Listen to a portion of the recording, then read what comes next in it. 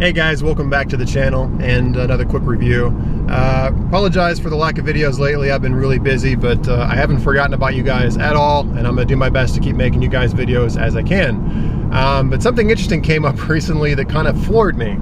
So someone that I know quite well and have known for a very long time shocked me this week when they told me that their Rolex wasn't worth fixing.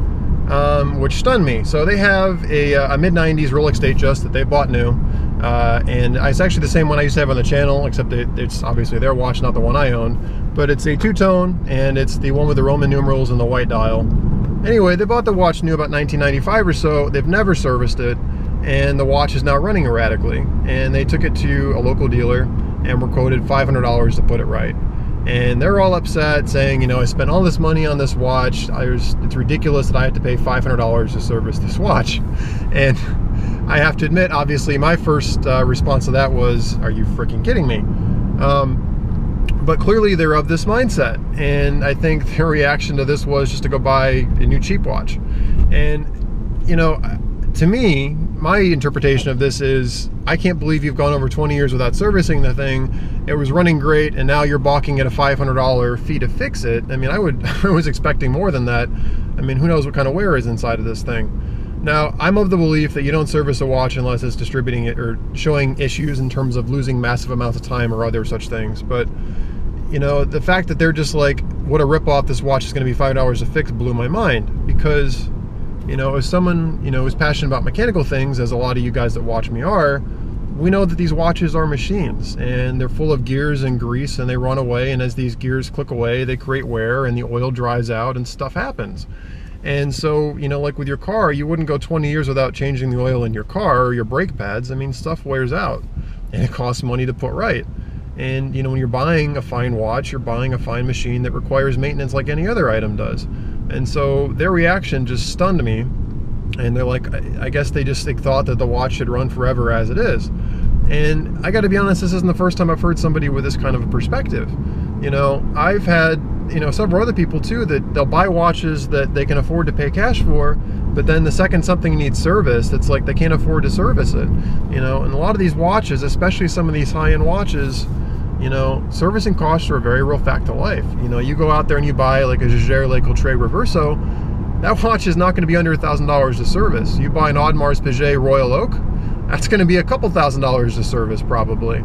And, you know, that's just the way these things go. And I guess I'm just stunned that somebody else out there, you know, is shocked that they have to service their watches. So this is just going to be a quick little video, but this is kind of a hidden cost that I think a lot of people just don't understand or don't think through. Is, you know, any watch that you're considering buying, especially if you're thinking about buying a high-end piece, you know, from a big name brand, you know, anything Swiss over $1,000 and even some under $1,000, expect that at some point it's going to require service, and expect that the service is going to be several $100s to a couple thousand. And I know too, a lot of you guys have been buying watches on eBay and from other sellers or secondhand sellers. And some of you guys are OCD like me, and you buy these watches that have, you know, chips in the sapphire crystal, or the cases are scratched, or they have slight imperfections, and you want to put them right. And you guys think these are going to be simple fixes sometimes, and you go get a quote and you find out that that sapphire crystal is a $350 repair, or to fix one of the missing links on your bracelets, a $300 repair. And, you know, unfortunately, this is just the way the world is in terms of high-end luxury watches. So I wanted to put this out there. These are all things I think you guys need to take into consideration. The same thing goes with cars. I see people buying used luxury cars and then finding out all of a sudden they still require full price maintenance on them. You know, you go out and buy, you know, a 10-year-old Mercedes S-Class, you may get a good deal on it, but you're still paying, you know, brand new Mercedes S-Class, you know, repairs on it. So, you know, you buy luxury items, you pay luxury fees to fix them, and that's just the way it goes. So just kind of something I wanted to share with you guys again that just stunned me, that somebody's basically going to throw out their Rolex now because they don't want to pay $500 to put it right. I'm dumbfounded.